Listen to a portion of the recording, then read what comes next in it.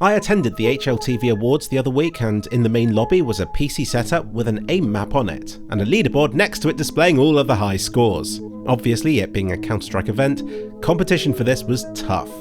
Every time I looked across at this booth, there would be somebody there locked in with 100% focus trying to beat these challenges.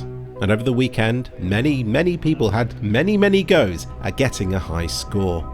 You can download the map from the workshop and try it for yourself, and you can see the leaderboard from the HLTV Awards in the link in this video's description. Now you'll find all this interesting because like half the people who tried it were pro players. And by that I don't just mean they had pro next to their name, I mean real names like Stewie2K. So it was a great opportunity to see if common plebs could score higher than people who play this game for a living. No one was able to displace shox from the #1 spot. He told me he only practiced beforehand for like 10 minutes, but did do it on his PC at home, which I guess is an easier place to attain a high score and to cheat than on a public PC.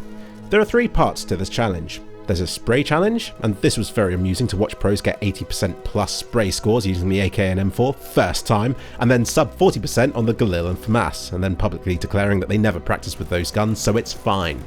It helps that you can give this as many attempts as you like, and it's very quick to reset it. For practice, I advise you turn and spray at a wall first to familiarise yourself with the size and shape of the spray patterns, which a lot of people were doing at the event. You can see your score for this bit of the challenge just here in the middle. The second of the 3 challenges is a simple, hit as many targets in 30 seconds as you can. Anything above 50 is good, anything above 60 is excellent. shox managed 68. Cheater. And the third, and final, and longest, and hardest, and most competitive bit of this challenge was a 3 to 4 minute speedrun course where you run through a map shooting spawning bots. But they will shoot back at you, apparently after 5 seconds, but that's sometimes a complete lie. And they can see you through some things like props and doors. And when they do shoot, they'll almost always headshot you, killing you instantly.